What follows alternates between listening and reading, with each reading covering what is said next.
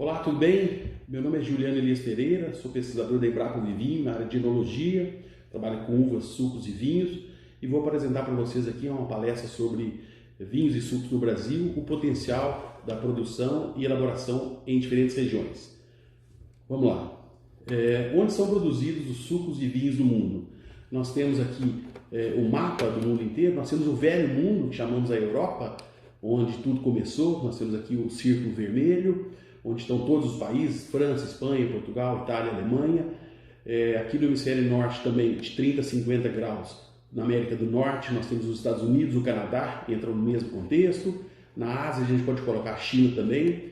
Depois nós temos o novo mundo nos hemisférios norte e sul. No hemisfério sul aqui nós temos de 22 a 50 graus, esse círculo vermelho da América do Sul. Nós podemos incluir Chile, Argentina, Uruguai, Paraguai, o Brasil, Rio Grande do Sul, Santa Catarina, Paraná, Minas e São Paulo, eu vou detalhar. Também a África do Sul, aqui na África, esse círculo aqui. E lá na Oceania também, Austrália e Nova Zelândia. Todos esses países aqui produzem vinhos e sucos, né? Da seguinte forma, uma poda e uma colheita por ano. Lá no hemisfério norte, todos os países, nós temos a poda obrigatoriamente que acontece em janeiro, fevereiro, e as colheitas são entre agosto e outubro, obrigatoriamente, por causa da temperatura. Nos países do hemisfério sul, vocês estão vendo aqui, todos os países, Brasil, Chile, Argentina, África e Oceania, nós temos a poda em agosto, obrigatoriamente, agosto, setembro, e as colheitas de dezembro a abril, variando das variedades precoces, médias e tardias. Então essa é a viticultura tradicional nessas latitudes. No Brasil nós temos novas latitudes, que vocês podem ver agora nesse mapa. Partindo aqui do sul, nós temos o Rio Grande do Sul, a Serra Gaúcha, mas também a Campanha Gaúcha e outras. Santa Catarina, nós temos exemplo de São Joaquim, Vale do Rio do Peixe, da Uva Guete, entre outros. Subindo no estado, no sudeste, nós temos Minas e São Paulo, aqui latitude 22 e 23. Depois, lá em cima, paralelos 8 e 9, nós temos o Vale de São Francisco, paralelos 8 e 9. Um pouquinho abaixo, entre os paralelos 11 e 13, a Chapada Diamantina, que eu vou detalhar, na Bahia. Bom, é importante mostrar qual que é a importância socioeconômica do setor vitivinícola para o Brasil. 2019, Melo Machado, está saindo essa publicação, vocês podem conseguir esse link. Os colegas mostraram que nós temos mais de 75 mil hectares com vinhedos no Brasil, dos quais mais de 62% aqui no Rio Grande do Sul. Mais de 50 mil hectares destas são para processamento e 90% estão aqui no Rio Grande do Sul.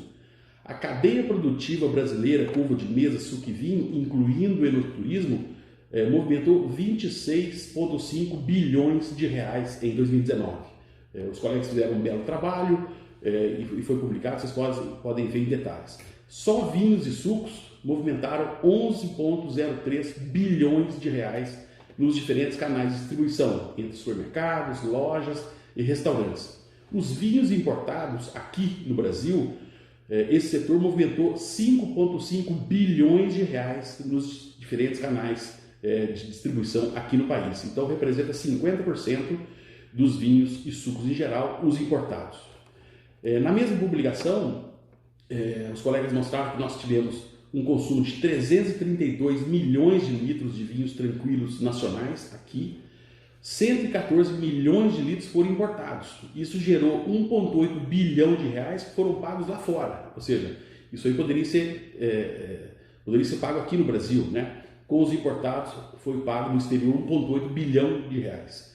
Nós tivemos 30,7 milhões de litros de consumo de espumante nacional aqui e foram importados 6,1 milhões que foi pago no exterior, não teve receita para o Brasil, 149 milhões de reais.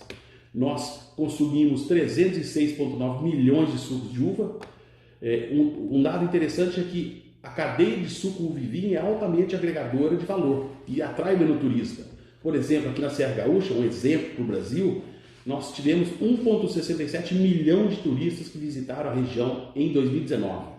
O setor brasileiro gera mais de 200 mil empregos na produção de uva, nas vinícolas e na distribuição, e são cerca de mais de 1.100 vinícolas no Brasil que produzem uvas, sucos e vinhos. Então vocês veem que é um setor altamente agregador de valor, nós temos as culturas anuais que têm milhões de hectares. Em 75 mil hectares de vinhedos nós produzimos aí 26 bilhões de reais, né? O Brasil é o único país do mundo, essa informação eu tenho certeza que a grande maioria não conhece, é o único país do mundo onde nós temos 3 tipos de produção, 3 tipos de vinhos, de acordo com a condição geográfica, o clima e o manejo das videiras, né? Número 1, vocês estão vendo o mapa aqui ao lado, nós temos a viticultura tradicional, onde se produzem vinhos e sucos tradicionais, no sul e no sudeste, Rio Grande do Sul, Santa Catarina, Paraná, São Paulo, Minas Gerais e Espírito Santo.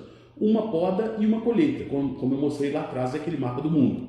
A número 2, que vocês estão vendo aqui, lá no Nordeste, é a viticultura que chamamos de tropical. Nós temos os vinhos e sucos tropicais, com 2 podas e 2 colheitas por ano. Quando? Eu vou mostrar em detalhes daqui a pouco. E a número 3, essa sim é inovação, nenhum país do mundo tem, a viticultura de inverno, onde são produzidos vinhos de inverno, não tem sucos. Por enquanto só vinhos de inverno, no Sudeste, no Centro-Oeste e no Nordeste. Minas Gerais, onde tudo começou, eu vou detalhar, São Paulo, Goiás, Bahia, Distrito Federal, Rio de Janeiro e Espírito Santo. Nessa condição nós temos 2 podas e 1 colheita por ano, em pleno inverno, entre junho e agosto. Eu vou mostrar logo adiante. Para todas essas condições que eu citei anteriormente, a videira se desenvolve de maneira específica, né?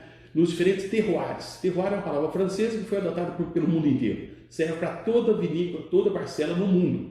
É a influência do clima, do solo e do homem na qualidade e na tipicidade dos vinhos, né? Então o terroir é muito específico para a parcela, de meio hectare, de 1 hectare, de 10 hectares, varia. Eu vou mostrar daqui a pouco com detalhes. O primeiro fator do terroir é o clima, né? Vocês estão vendo o mapa aqui do Brasil, do IBGE, vocês podem conseguir. A videira, ela se adapta aos mais diversos climas do Brasil. Ela pode ser plantada em muitos lugares, exceto ainda nessa região do norte, da Amazônia. Vocês estão vendo aqui em roxo, que é muito úmido, né? Bem como na zona litorânea aqui do sudeste, do nordeste. Devido à umidade, nós temos sérios problemas com doenças fúngicas para o cultivo comercial rentável da videira, mas ela se adapta à grande maioria, por isso está plantado em vários lugares e pessoas estão interessadas em plantar na Amazônia também, já nos contactaram. O segundo fator do terroir é o sol, né? Está aqui o mapa do IBGE também do Brasil, é uma grande variabilidade, para toda a região do mundo acontece da mesma forma, é um mosaico, então uma parcela ao lado da outra, 100 metros de distância, tem uma variabilidade muito grande, mas a videira se adapta na grande maioria, exceto nas regiões que tem que se evitar de baixadas, regiões que são alagadas, né? Bem como onde tem uma zona, uma barreira física, uma rocha abaixo, com 20, 30 centímetros, a videira não consegue se desenvolver. Mas em solos pobres, com muita pedra, não tem problema nenhum, diferentemente de culturas anuais, onde a videira se adapta muito bem. É uma trepadeira de fácil adaptação a várias condições, com foco no cultivo comercial. E o tripé da viticultura e da enologia, para concluir, é o fator humano. Vocês podem ver aqui. O homem influencia a qualidade e a tipicidade dos vinhos e sucos com as escolhas que ele faz no campo e na vinícola, que são fundamentais para o sucesso econômico rentável da atividade. Fatores de campo que a gente pode citar: escolha do solo, se é uma encosta, se é uma exposição norte, sul, etc. Sistemas de condução, os porta-enxertos, variedades de seus clones, o espaçamento, o tipo de poda, produtividade, quanto irrigar, quanto adubar, data de colheita, etc. São N fatores do campo que é o homem que define. E na vinícola também. Quando colher, protocolos de elaboração, se elaboração de vinho branco, vinho tinto, rosé, espumante de guarda ou não, temperaturas das fermentações, tipos de leveduras, que leveduras que nós vamos usar? Blends, que são as misturas fortes entre variedades e entre as próprias, entre uma variedade só e entre várias variedades, uso de barricas, carvalho francês, americano, tipo de garrafa, tipo de rolha, screw cap ou rolha de cortiça, enfim, N fatores. Então o homem é fundamental para valorizar a qualidade e a tipicidade. Vocês estão vendo 2 fotos aqui, uma do homem colhendo e outra elaboração aqui que nós estamos fazendo aqui na Embrapa Vivino. Então, detalhando agora esses 3 polos vitivinícolas do Brasil, nós temos o primeiro, são os vinhos e sucos tradicionais, vocês estão vendo aqui no menu 1 no mapa, sul e sudeste do Brasil, em climas temperado e subtropical úmido, né? Reforçando, é uma poda e uma colheita por ano, obrigatoriamente, no sul e sudeste, entre altitudes muito variadas, entre 50 e 1.400 metros. Iniciou há mais de um século, 1890, com os italianos, até os dias atuais. Nessa viticultura, nós temos cerca de 60 mil hectares de vinhedos, né? Nós temos variedades vitis labrusca ou americanas, que é a grande maioria, que são usadas para sucos e vinhos comuns, vinhos de mesa, né? Foram implantadas e também são cultivados atualmente. E nós temos as variedades vitis vinífera ou europeias para vinhos finos, começaram na década de 60, 70 no Brasil. Os vinhos comuns representam 80% a 85% do mercado brasileiro, enquanto que os finos entre 15% e 20%, varia um pouco. Algumas fotos para mostrar essas diferentes regiões brasileiras. Aqui no alto à esquerda, a Serra Gaúcha, região tradicional, uma paisagem típica, mostrando uma vinícola tradicional, cultivos aí, a declividade. E vocês estão vendo que tem a DO, Denominação de Origem em Vale dos Vinhedos. Isso foi um ganho muito grande que começou. A Embrapa Vinho começou isso em 2002, com a indicação de procedência, Vale dos Vinhedos. 10 anos depois da denominação de origem, isso foi uma organização setorial, melhoria da qualidade da uva, melhoria da qualidade do vinho, a notoriedade dos produtos e a busca pelo enoturismo. Então aumentaram muitas vendas com esse processo, que eu vou detalhar um pouquinho lá na frente. À direita, no alto, vocês podem ver São Joaquim, uma região de São Joaquim de altitude lá, tradicional, com cultivo protegido. Da mesma forma, vocês podem ver aqui embaixo à esquerda Andradas, uma região tradicional, produtora de vinhos lá em Minas Gerais. Tem Andradas, Santa Rita de Caldas e Caldas, 3 cidades muito tradicionais ali, que produzem muito vinho de labrusca e vinho fino também. E uma região de São Roque, em São Paulo, tradicionalíssima também, como Valinhos, ali no circuito das frutas de São Paulo, onde são produzidos os vinhos tradicionais, com uma poda e uma colheita por ano. Quais variedades que são usadas nessas condições do sul do Brasil? Para vinhos comuns e sucos de uva, nós temos essas 4 variedades, basicamente: Isabel, Bordeaux, Concord Clone 30 e BRS Carmen. Essas 2 últimas foram no programa de melhoramento da Embrapa Vivinho, lançadas. Para vinhos comuns e sucos do sudeste, são essas 3 variedades: Niágara Rosada, Niágara Branca e Bordeaux Paco. A grande maioria, basicamente, dos vinhos comuns são elaborados com essas variedades. Para vinhos finos do sul do Brasil, nós temos uma diversidade muito grande, mas a principal da DO, Denominação de Origem e Vale dos Vinhedos, é a Merlot, que vocês podem ver aqui. Também temos a Chardonnay, Pinot Noir e Riesling para os espumantes da DO, mas N outras, como Terode, Guantelota, Cabernet Sauvignon, enfim, diversas variedades para vinhos finos nas diferentes indicações geográficas do Rio Grande do Sul e de Santa Catarina também.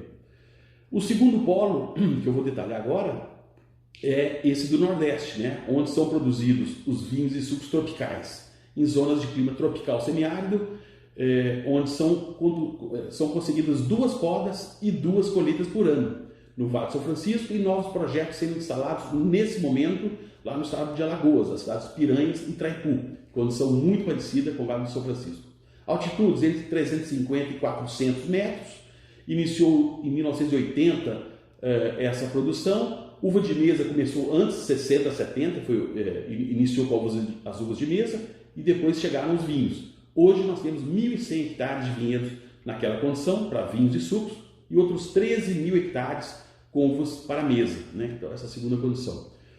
A Associação dos Produtores está bem organizada, 7 vinícolas atualmente em produção, e foi criado há mais de 10 anos o Instituto do Vinho do Vale de São Francisco, o Vinho VASF, que eu vou mostrar lá na frente, que vai fazer a demanda da indicação de procedência Vale de São Francisco. Está bem organizada nessa associação de produtores. Esses 2 mapas aqui, o primeiro à esquerda mostra a condição climática lá do Vale de São Francisco.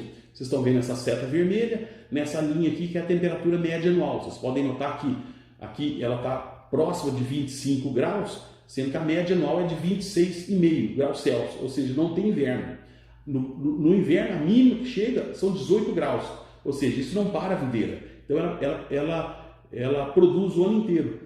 Devido a esse fator, temperatura elevada, radiação solar e abundância o ano inteiro, uso da irrigação e fitorreguladores, os hormônios, pode-se colher uva todos os dias e todas as semanas do ano naquela condição, como? Através do escalonamento das parcelas. Nessa foto aqui aérea dos vinhedos, vocês podem ver lá no final, no alto, o Rio São Francisco, de onde a água é conseguida para irrigação, E nós temos aqui várias parcelas. Em cinza, no meio, onde não tem nada cultivado, é a caatinga.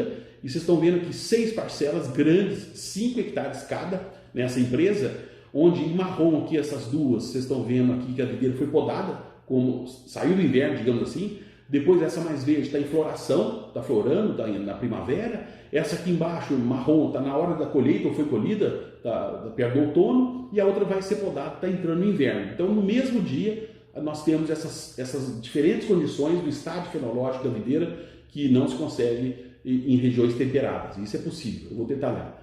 Então, vocês estão vendo aqui a irrigação, um cultivo em espaldeira. Graças à irrigação, isso é possível.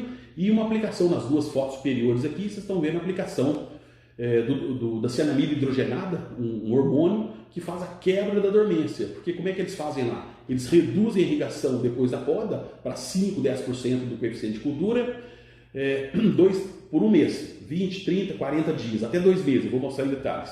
Depois eles aumentam 2, 3 dias antes, aumentam para 100% da irrigação, para as gemas ficarem meio túrgidas. Aí eles podam e aplicam esse produto, a cianamida hidrogenada. Vocês estão vendo o cultivo aqui enlatado com o trator aplicando. E embaixo 2 parcelas aqui em cordão simples e a outra em espaldeira, está brotando. 7, 10 dias depois começa uma brotação. Bom, aqui é um resumo mais ou menos para o ouvinte saber, tentar entender como é que eles fazem lá para ter essa colheita diária o ano inteiro. No eixo Y aqui vocês estão vendo parcela 1, 2, 3, 4, 5, 6 e no eixo X embaixo os meses do ano, janeiro, fevereiro até dezembro, janeiro. A parcela 1, por exemplo, está em verde porque é uma variedade branca. P é de poda, então eles podam aqui em janeiro, 4 meses depois, 120 dias mais ou menos o ciclo, colhem em maio. Então aí para essa parcela que ficou um mês em repouso, um repouso artificial, em dormência, né? E eles podam de novo em junho, aplicando a cianamida e colhem ela novamente em outubro. Depois ela fica em novembro, dezembro e é podada em janeiro, assim por diante. A parcela 2 já foi podada em fevereiro, é uma variedade tinta, foi colhida em junho. Eles esperaram 2 meses, vocês podem ver aqui, foi podada em agosto e foi colhida novamente em dezembro. Então assim sucessivamente. Algumas empresas têm 50, 60 parcelas. Então vocês imaginam essa programação, esse planejamento de podas e colheitas. Isso é muito interessante porque a estrutura física de elaboração de vinhos ela pode ser diluída em 12 meses.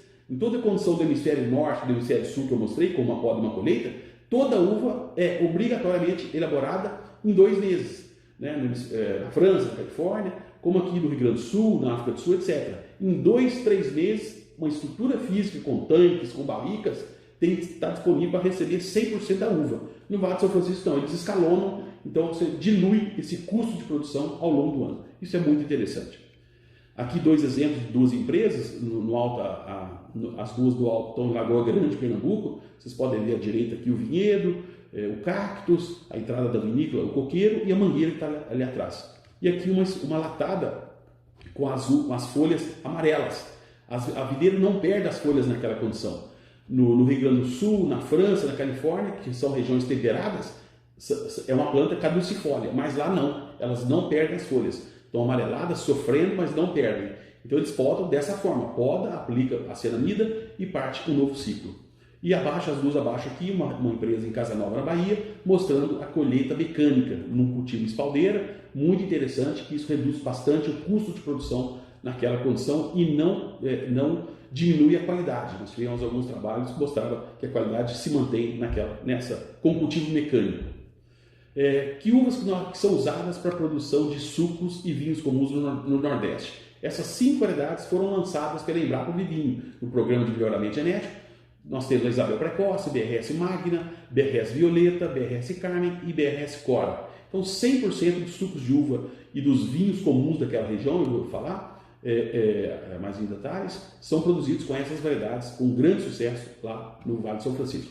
E variedades para vinhos finos e espumantes. Nós temos essas 4 tintas, Syrah, que é a grande maioria da tinta, depois tem Pranillo, Touriga Nacional, Ruby Cabernet, Alicante Boucher, Malbec, Merlot, Alicante já falei, tem várias variedades, mas essas são as mais importantes, né? E embaixo aqui as 2 mais importantes para os espumantes moscatéis, que é o foco daquela região, eu vou mostrar, a Moscato Itália e a Moscato Canela. É importante lembrar que no Vale de São Francisco é muito interessante. A plasticidade, a capacidade de elaborar vinhos com essas variedades, ela é muito dependente do mercado. Então, por exemplo, perto do Natal, que se vende mais vinhos naquela condição, se faltou uma variedade, vinho de espumante, e eles têm um lote de Syrah para elaborar vinhos tintos, eles colhem 2, 3 semanas antes, a Syrah, Tempranillo, qualquer que seja, a uva tinta, e elaboram um espumante branco. Então fazem um Blanc de Noir muito interessante. Então essa versatilidade lá no Vale é muito interessante. Então depende do mercado, da demanda, que eles podem ajustar uma variedade para se elaborar vinho tinto ou espumante, então com muita facilidade. Então sucesso daquela região. E vou falar também do terceiro polo do Brasil, que isso é uma novidade, tenho certeza que a maioria dos ouvintes não conhece, que são os vinhos de inverno, né? Em zonas de climas tropical e tropical de altitude, entre 600 e 1.200 metros nas regiões sudeste, nordeste e centro-oeste. Nessas condições nós temos 2 podas e 1 colheita por ano. Como nós estamos no hemisfério sul, a videira é podada em agosto, outubro, novembro, logo depois da floração, do fechamento do cacho, baga do tamanho ervilha, esses cachos são jogados no chão, poda com uma gema só para vir uma baixíssima produção, vem alguns cachos, são eliminados, eles não utilizam, aí a videira ela termina o ciclo em janeiro, os ramos amadurecem, e aí eles podam novamente, aplicam a saneamento hidrogenada, como fazem no Nordeste, e começa um novo ciclo. Da mesma forma que é feito no hemisfério norte. Então poda-se em janeiro e as colheitas ocorrem de junho a agosto, dependendo da variedade, se é precoce, média ou tardia, né?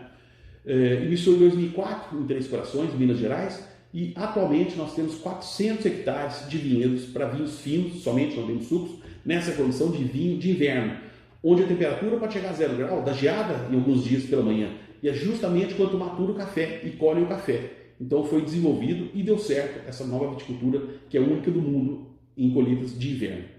A associação se organizou muito bem lá, a partir de uma marca coletiva criada pela Associação dos Produtores de Vinhos de Inverno, Amprovin, e eles já nos procuraram aqui na Embrapa Vivinho para desenvolver a indicação de procedência ali no sul de Minas. Tem várias regiões, mas o pessoal do sul de Minas, onde tudo começou, já tem a marca coletiva e estão interessados numa indicação.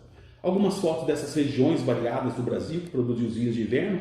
A primeira à esquerda aqui, Três Corações, Minas Gerais. Vocês estão vendo aqui um vinhedo Syrah, o primeiro tem 10 hectares essa propriedade, foi a primeira plantada em 2004, com uma tela de proteção, vocês podem ver, porque vocês estão vendo que o céu azul está muito seco nesse período, e se não cobrir, ataques de pássaros e insetos pode acabar com a uva, então inviabiliza completamente, mas o sucesso da proteção é muito grande, não tem problema nenhum. Vocês estão vendo que a planta está sofrida, falta de água, alguns vinhedos não são irrigados, mas a produção é muito concentrada, muito interessante. Uma segunda foto aqui à direita, vocês estão vendo Espírito Santo do Pinhal, em São Paulo. Essa propriedade tem 50 hectares de vinhedos e esses vinhos já estão no mercado, fazendo um grande sucesso, vinhos que variam de 80 a 600 reais a garrafa. Uma terceira aqui embaixo, em Mucugê, na Bahia, um projeto muito grande também, muito interessante, de 50 hectares, cujos vinhos entram só a partir de 2021 no mercado. E em Goiânia, aqui um outro projeto com a Touriga Nacional, que nós temos colaborado com os produtores, foram plantados recentemente, estão em desenvolvimento ainda, na região do Planalto Central ali, muito interessante, esses vinhedos nesse cultivo de inverno. Aqui uma foto de uma empresa ali em Mucugê, é um projeto para 60 hectares, que vai, eu tenho certeza, fazer muito sucesso com a produção dos vinhos de inverno que entra em 2021, Vinícola Pivot 30 em Mucugê, na Bahia.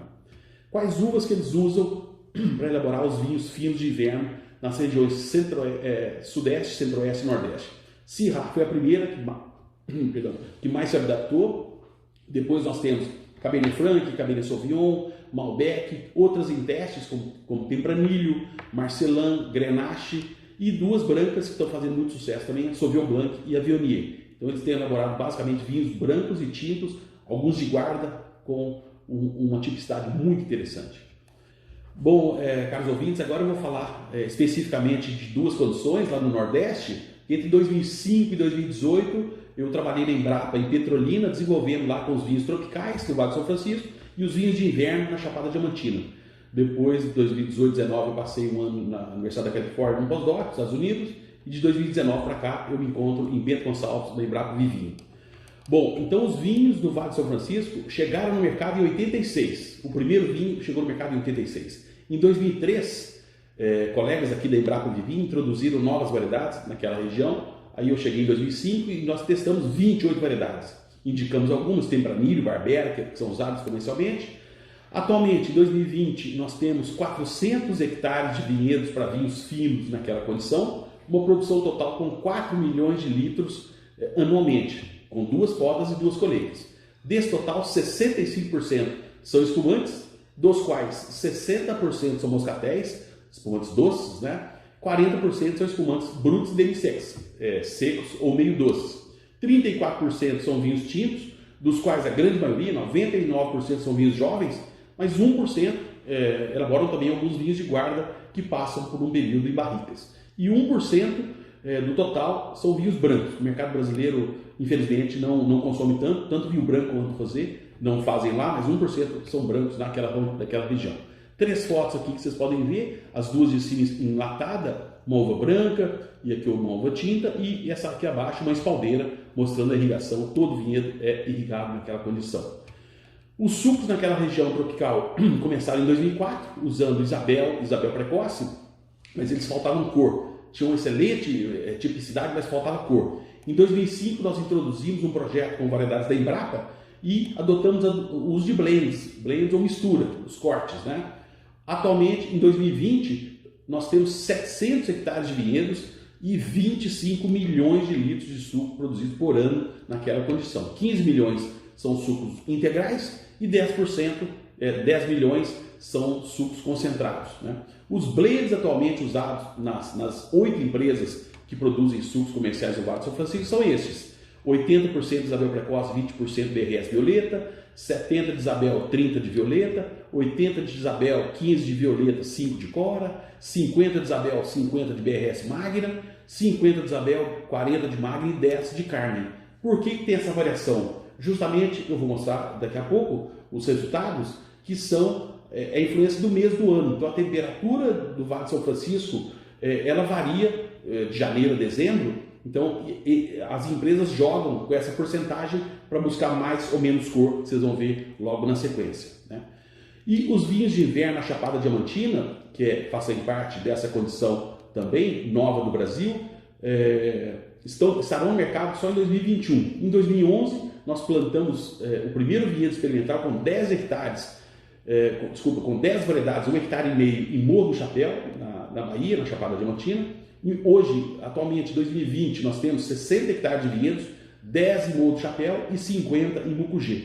Os produtos estão sendo elaborados. O foco é vinho de guarda, tanto tinto quanto branco, mas elaboram vinhos tintos e brancos jovens e um pouco de espumantes tradicionais. Então, algumas fotos aqui para quem não conhece.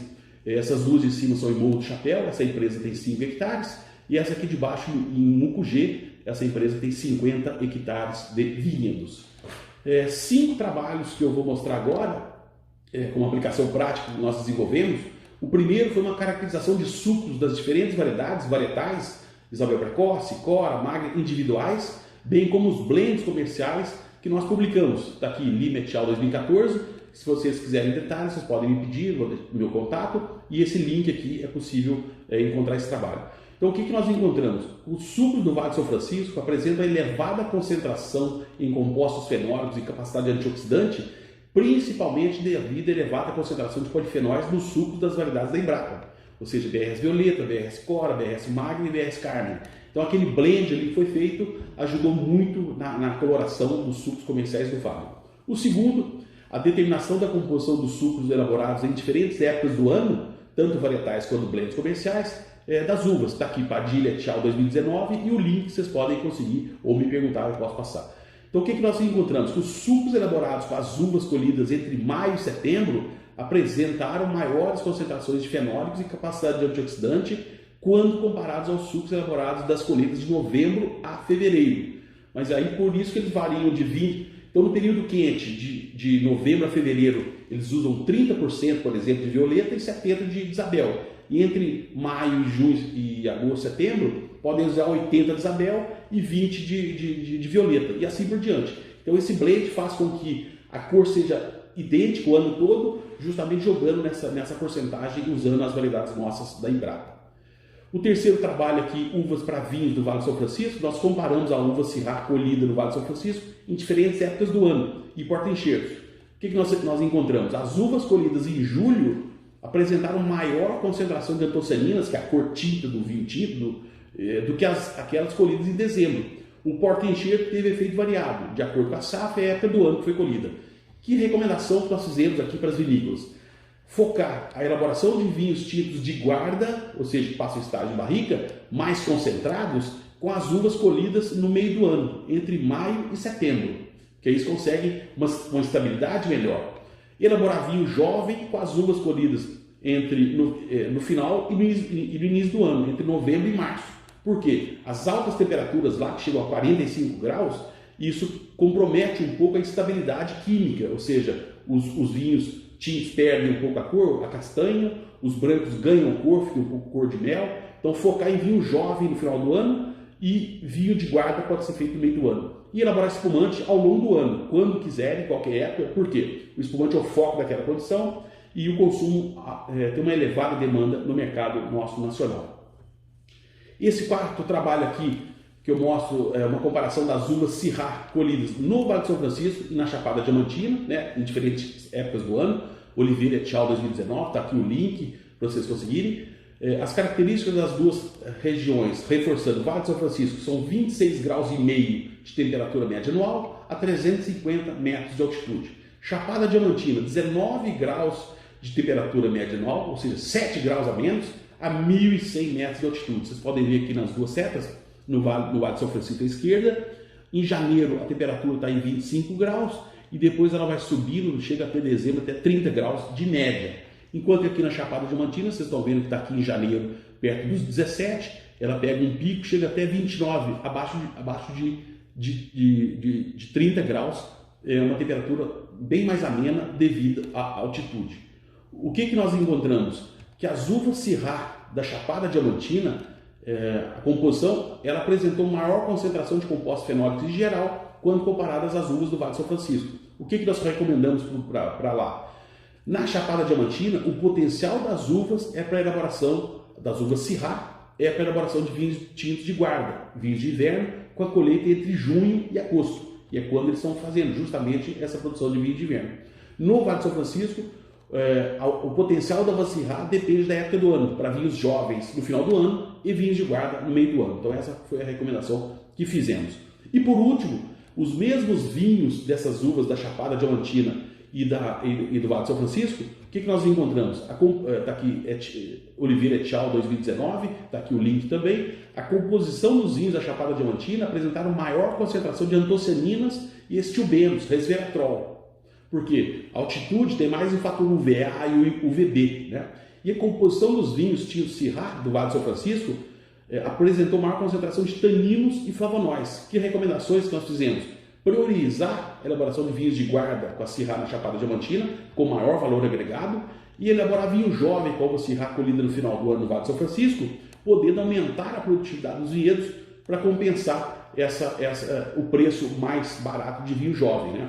No Vale do São Francisco, deve-se reduzir o tempo de maceração das uvas durante a vinificação para as colheitas no final do ano. Como a maturação é muito rápida, acontece aí em 30 dias tem a maturação, devido à elevada concentração e extratibilidade de taninos das sementes. Ou seja, se deixar muito tempo, 5, 10 dias, vai extrair muito tanino, o vinho vai ficar meio amargo, porque as sementes não estão totalmente maduras quando comparadas com o meio do ano, onde se pode fazer vinho de guarda. Então, essas são algumas recomendações técnicas para as empresas da região que, pela experiência, eu acho que vocês terão bastante sucesso. Considerações gerais, nós temos notado um aumento considerável no plantio de vinhedos e na demanda de sucos do Vale do São Francisco, tanto integrado quanto concentrado. Os sucos do Vale do São Francisco são elaborados e envasados todos os dias do ano, exceto domingo, segunda a sábado, sempre fresco no mercado. Os vinhos do São Francisco, do Vale do São Francisco, estão tendo enorme sucesso no mercado nacional, principalmente os espumantes. Vinhos tintos do Vale do São Francisco são jovens, na grande maioria, mas apresentam potencial de guarda, principalmente aqueles elaborados com uvas colhidas entre maio e setembro, né? Uvas e vinhos de inverno da Chapada Diamantina apresentam elevada composição fenólica, demonstrando grande potencial para a elaboração de produtos de guarda. Os primeiros estarão no mercado em 2021. Os vinhos de inverno tintos e brancos do sudeste e centro-oeste do Brasil já estão no mercado com excelente sucesso, com enorme sucesso no mercado nacional por enquanto. Sucos e outras considerações aqui. Os sucos de vinhos finos e espumantes tradicionais do sul do Brasil apresentam qualidades e tipicidades já reconhecidas no mundo inteiro, nos mercados nacional e internacional. Vale reforçar que essa safra de 2020 aqui na Serra Gaúcha vai ser, pelo que nós estamos vendo, conversando com várias vinícolas, uma das melhores da história, dos últimos 100 anos aqui da Serra. O que vai acontecer? Vinhos que vão sair para o mercado em 2021, 2022, que vão passar 1 ano, 2 anos em barrica, vão ter elevado valor agregado. Estão falando em R$1.000, R$2.000 ou até mais, preços de garrafa da Serra Gaúcha. Foi uma das melhores safras. Nós tivemos um problema muito grande com a agricultura no Rio Grande do Sul, a agricultura de grãos, culturas anuais, mas para a viticultura foi muito benéfico. Apesar da redução de 18%, o ganho em qualidade e em valor agregado vai ser muito grande. Bom, a Serra Gaúcha é um grande exemplo para o Brasil, pois o enoturismo e a enogastronomia impulsionam toda a economia regional. Esse modelo da Serra Gaúcha, de enoturismo e enogastronomia, ela deve ser levada para outras regiões do Brasil. No Vale de São Francisco já é explorado, Minas e São Paulo, vinhos de inverno ainda não, mas é um sucesso. Isso acontece no mundo inteiro. Regiões que produzem vinho, elas atraem. 2020 é um ano completamente atípico por causa da pandemia, mas tudo voltará ao normal. E essa atividade vitivinícola é altamente agregadora de valor, rentável, altamente atrai turista que tem dinheiro para gastar, né? Então, reforçando para quem não conhecia, o Brasil é o único país do mundo onde nós temos esses 3 tipos de vinhos e 2 tipos de suco, né? Devido à condição climática, à geografia e ao manejo da videira pelo homem. Vinhos e sucos tradicionais no sul e no sudeste, vinhos e sucos tropicais no nordeste e vinhos de inverno no sudeste, centro-oeste e nordeste do Brasil, né? Quais os melhores vinhos, espumantes e sucos? Do sul, do sudeste ou do nordeste? Todos. Nós não podemos. Qualidade é uma coisa muito pessoal, muito subjetiva. Todos são muito bons, né? Afinal, o importante é termos produtos originais com tipicidades únicas e distintas que representem uma identidade regional nos diferentes terroirs do Brasil. Isso que importa, né? Produtos para diferentes paladares e bolsos, né? Tem produtos de 10, 15 reais até produtos de 800, R$1.000, né? E nós devemos valorizar os produtos brasileiros. Então, brinde aos produtos, aos vinhos e sucos do Brasil, que nós esperamos que tenham muito sucesso, né? Então, 2 informações com perspectivas que eu vejo muito importante aqui para o setor de vinhos do Brasil. Uma são as indicações geográficas que foram criadas. Vocês estão vendo esse mapa do Brasil, um colega, Jorge Tonieto, vai apresentar. Nós temos as várias indicações reconhecidas aqui em roxo no sul do Brasil, e eu quero chamar a atenção para essa em verde aqui no nordeste do Brasil. Tem 3 ainda em construção. O Vale de São Francisco, aqui nos estados de Pernambuco e Bahia, o vinho Vasco está submetendo ao INPI em 2020 para ser reconhecido em 2021. Então vai sair uma primeira indicação de procedência de vinhos tropicais do mundo, né? Nós temos uma região da Tailândia, na Índia, que também produz vinhos tropicais, mas a nossa vai ser pioneira com essa indicação de procedência Vale de São Francisco para vinhos finos e espumantes, que deve sair em 2021. Vocês estão vendo aqui o mapa do Brasil, amarelo semiárido, aqui um zoom, né? E essa zona aqui em roxo, que é essa área de 33 mil hectares, onde está 100% do vinhedo lá do Vale de São Francisco, os 3 mil hectares de uva de mesa e os 1.100 de suco e vinho, tudo está aqui. Ou seja, os produtores que quiserem se associar ao vinho VASF podem elaborar vinhos e vão ter o direito de uso desse selo da indicação de procedência Vale de São Francisco. E, por último, eu acho que nós tem colegas elaborando projetos, estudando em São Paulo. Nós vamos começar uns trabalhos parecidos aqui. Isso é feito no mundo inteiro, na Europa, na França. Esse exemplo que eu estou mostrando é na Califórnia, na região do Napa, no Vale do Napa, a viticultura de precisão e enologia de precisão. Acho que isso será o sucesso, melhorará a condição de qualidade dos vinhos do Brasil. Vocês estão vendo aqui à esquerda esse círculo preto, onde mostra aqui um mapa com diferentes cores de acordo com a água disponível no solo. Depois, em vermelho, vocês estão vendo a qualidade do fruto, com diferentes cores aqui. E aqui à direita, vocês estão vendo, tem 22 parcelas aqui, essa empresa aqui, a maior do mundo lá na Califórnia. Vocês veem que a coloração é completamente diferente. Então, o que o produtor faz do mundo inteiro, ainda não do Brasil? Numa parcela de meio hectare, de 1 hectare, de 10 hectares, Ele tem que identificar manchas do solo, o vigor da planta, água disponível, o BRICS das subparcelas e não colher a área inteira. Colher as subparcelas e elaborar a enologia de precisão. Assim, tem uma parte que vai ser colhida e elaborada vinho de guarda, que pode ser vendida a 100, 200, 300, e outras que produzem mais, com menor BRICS, menor fenólicos, que você pode vender a 20, 30, 40. Então, o segredo de sucesso desses países, que nós temos que adotar para o futuro, nós vamos estar montando ensaios, modelos aqui na Embrapa, é a viticultura e a enologia de precisão. Então fica aí minha dica com perspectiva futura. Bom, espero que tenham gostado das informações. Está aqui meu contato, o site nosso da Embrapa Vivinho. Nós ficamos à disposição para quaisquer dúvidas, podem entrar em contato, será um grande prazer, bem como outros colegas aqui da Embrapa Vivinho. Muito obrigado pela atenção, um abraço a todos e saúde. Obrigado.